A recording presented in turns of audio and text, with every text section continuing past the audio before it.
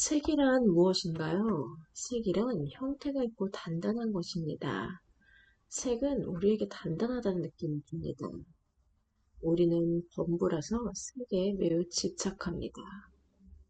우리는 자동차에 집착합니다. 집에도 집착합니다.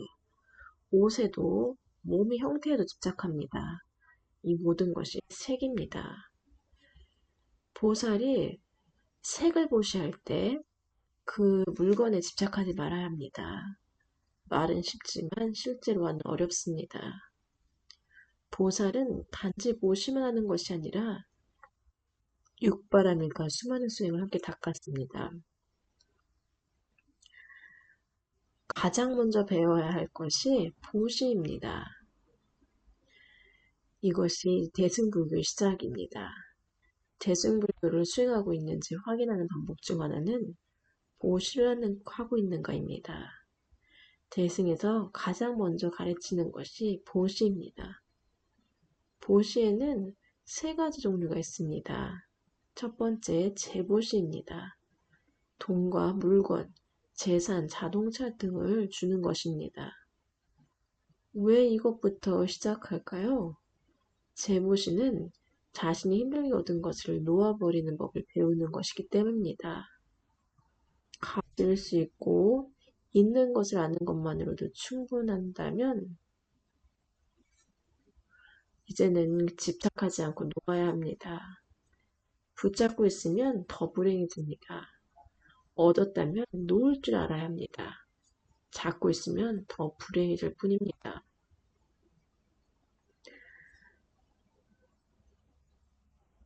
무언가를 추구하고 세상을 건설하고 더 나은 세상을 만드는 것 자체는 잘못이 아닙니다. 불교는 나라와 사회를 발전시키는 일을 반대하지 않습니다.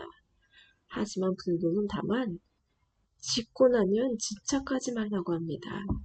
집착하면 고통일 뿐입니다. 둘째는 법보시입니다. 법보시는 지혜를 나누는 것입니다.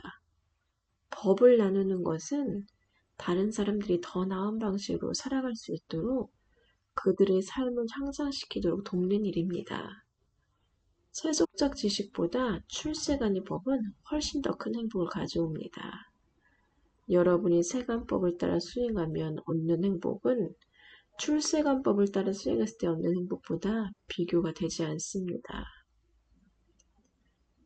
법은 함부로 주지 않습니다. 처음부터 말하지 않습니다. 설법하려 하지 마세요. 훈계하려 하지 마세요. 남에게 이리라 저리라 하지 마세요. 법보시의 첫 번째는 말하지 않는 것입니다. 여러분은 상대가 먼저 물어볼 때까지 기다려야 합니다. 왜 사람들이 여러분에게 의견을 물을까요? 어떤 사람들은 그냥 묻기만 할 뿐 실제로 듣고 싶은 마음은 없습니다. 그런 사람들에겐 말하지 마세요. 사람들은 자신이 듣고 싶은 말만 듣고 싶어 합니다. 그럴 때는 법을 말하지 말고 그냥 친구로서 필요한 말만 해주세요. 여러분이 도움이 필요한 사람, 그런 사람에게만 법을 말하세요. 법을 보시하려 하지 마세요. 아는 척하거나 남보다 더 잘난 것처럼 보이면 사람들은 바로 거부감을 느낍니다. 법보시를 하려고 한다면 절대 먼저 말하려 하지 마세요. 상대가 법을 구할 때까지 기다리세요. 그럼 사람들은 왜 법을 청할까요? 여러분이 더 행복하기 때문입니다. 여러분이 문제를 더 지혜롭게 해결한다는 것을 그들이 보기 때문입니다. 그래서 그들은 어떻게 하면 더 잘할 수 있을까 하고 여러분의 의견을 구합니다. 그때가 바로 법을 말할 때입니다. 여러분을 이해하고 존중할 준비가 된 사람에게만 말해야 합니다. 법보시는 아주 어렵습니다. 저도 쉽게 말하지 않습니다. 누군가가 정말 배우고 싶을 때만 말합니다. 배우기 싫으면 저는 그냥 침묵합니다. 그냥 함께 있어줄 뿐입니다. 아무 말도 하지 않습니다. 상대가 받을 준비가 되지 않았는데 말하면 아무 소용이 없습니다. 그래서 여러분은 기다려야 합니다. 인내해야 합니다. 이렇게 기다리는 데는 두 가지 이유가 있습니다. 여러분의 인내심을 잘하기 때문이고 스스로 잘났다는 교만을 막아주기 때문입니다. 여러분이 방법이 더 나을지라도 상대가 정말 듣고 싶어 할 때까지 기다리세요. 이것이 법을 말하는 방법입니다. 공짜로 던져주지 않습니다. 상대가 정식으로 청해야 말합니다. 왜냐하면 법이란 것이 너무 귀하기 때문입니다. 그렇게 귀한 것을 함부로 주면 안 됩니다.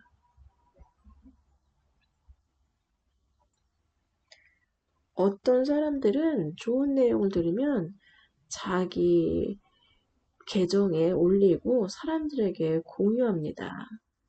그 행동 자체는 잘못이 없습니다. 선한 마음에서 하는 것이니까요. 하지만 태도를 조심해야 합니다. 많은 사람들이 이런 식으로 합니다. 내가 더 잘하니까 가르쳐 줄게. 이런 마음으로 공유하면 잘못된 태도입니다. 반면에 이 내용이 재미있어서 같이 공유하고 싶어. 이런 마음이라면 괜찮습니다. 가르치려는 게 아니라 나누는 것이기 때문입니다. 설법하려는 게 아니라 그저 좋은 문장을 공유하는 거야. 그러면 전혀 문제 없습니다. 귀한 법은 아무에게나 함부로 주어서는 안 됩니다.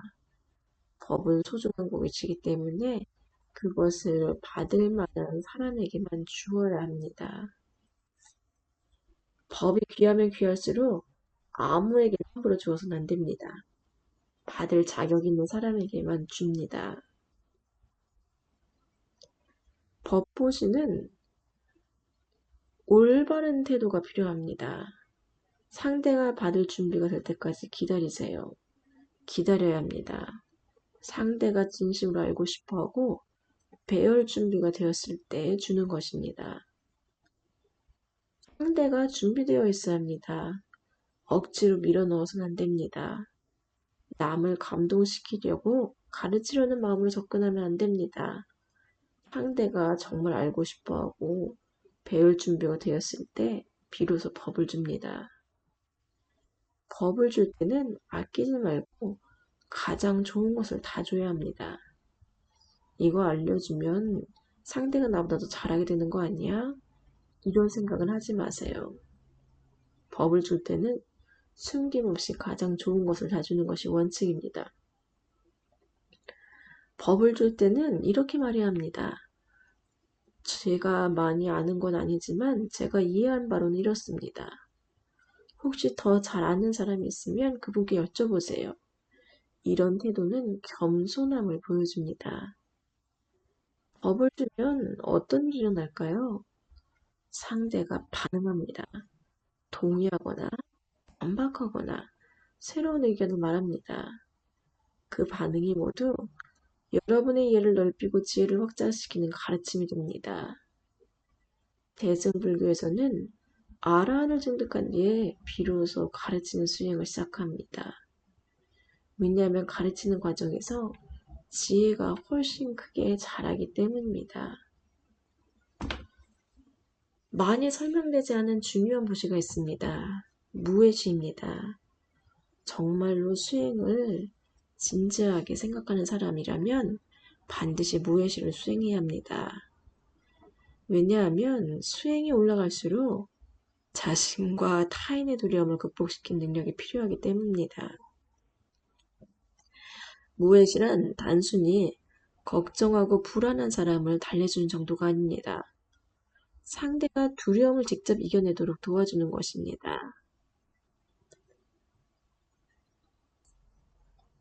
수행 높은 단계에 도달하면 여러분은 무해시의 복이 반드시 필요합니다.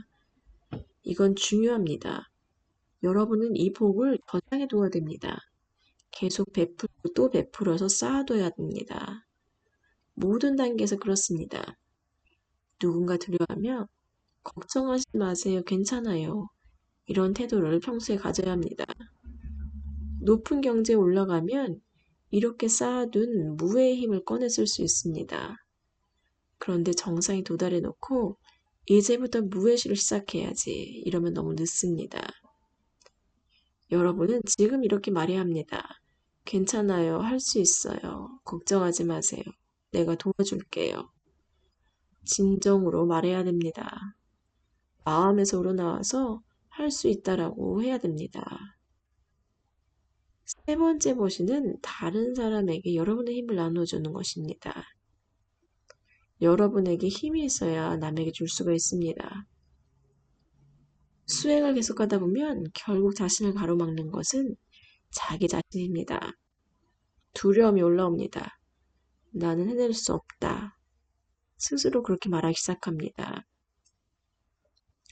여러분을 멈추는 건 여러분 자신입니다.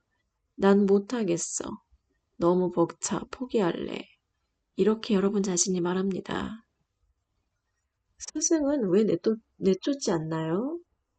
스승도 무회시를 수행하고 있기 때문입니다. 진짜 스승은 나가라고 하지 않습니다. 여러분을 멈추게 하는 건 여러분 자신입니다.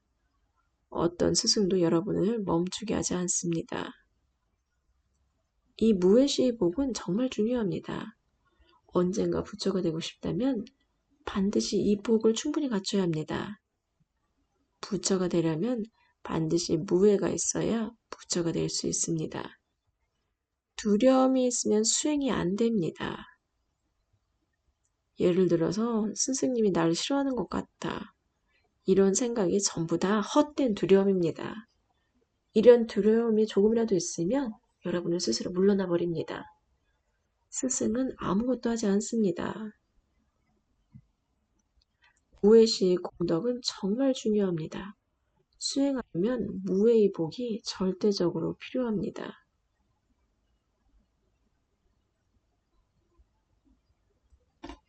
여러분은 반드시 부처가 됩니다. 그 과정에서 반드시 무회의 복이 필요합니다.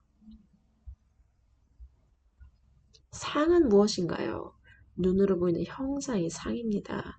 보이는 것이 상이고 소리, 음악 소리도 상이고 누군가 다투는 소리도 상입니다. 단맛, 짠맛, 싱거운 맛, 쓴맛, 신맛, 매운맛 이런 모든 맛들도 다 상입니다. 촉감, 미끄러움, 부드러움, 거칠음, 아야 하는 느낌도 모두 상입니다. 냄새, 고약한 냄새든 향기로운 냄새든 샤넬과 넘버 5와 같은 향기 이런 것도 상입니다. 마음에서 일어나는 모든 생각이 다 상입니다.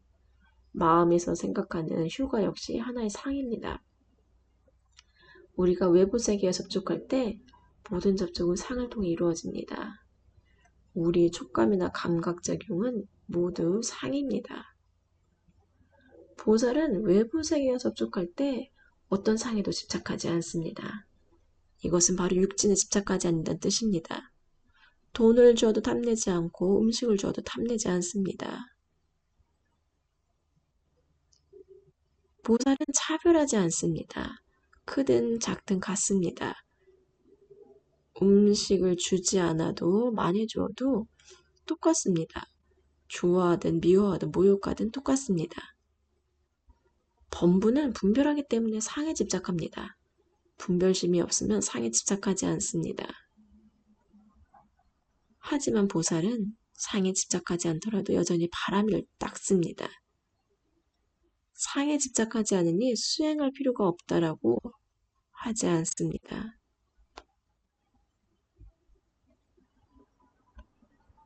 수행에 집착하는 것은 좋은 집착입니다. 이 좋은 집착을 통해 결국 집착을 내려놓을 수 있습니다.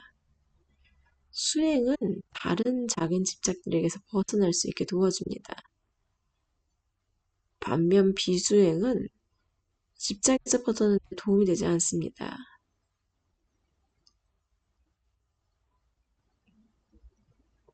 우리가 바라미를 수행할 때 중생과 인연을 짓습니다. 선한 인연, 악한 인연, 모든 종류 인연입니다. 좋은 사람들은 돌아와서 돕고 나쁜 사람들은 돌아와서 괴롭힙니다. 여전히 인연입니다. 어떤 중생들은 악연이 있어야만 다가옵니다. 그들이 우리를 해치려고 해야 우리는 그들을 가르칠 수 있습니다. 대바다떼는 부처님을 어디서든 죽이려고 따라다녔습니다. 부처님을 죽이려면 부처님보다 뛰어나야 하므로 부처님과 함께 수행해야 했습니다. 그래서 악연도 중생을 제도하는 방편입니다. 상에 집착하지 않으면 마음이 평화롭습니다. 상에 집착하지 않으면 마음이 평안하고 자유롭습니다. 어디서든 마음이 자유롭습니다.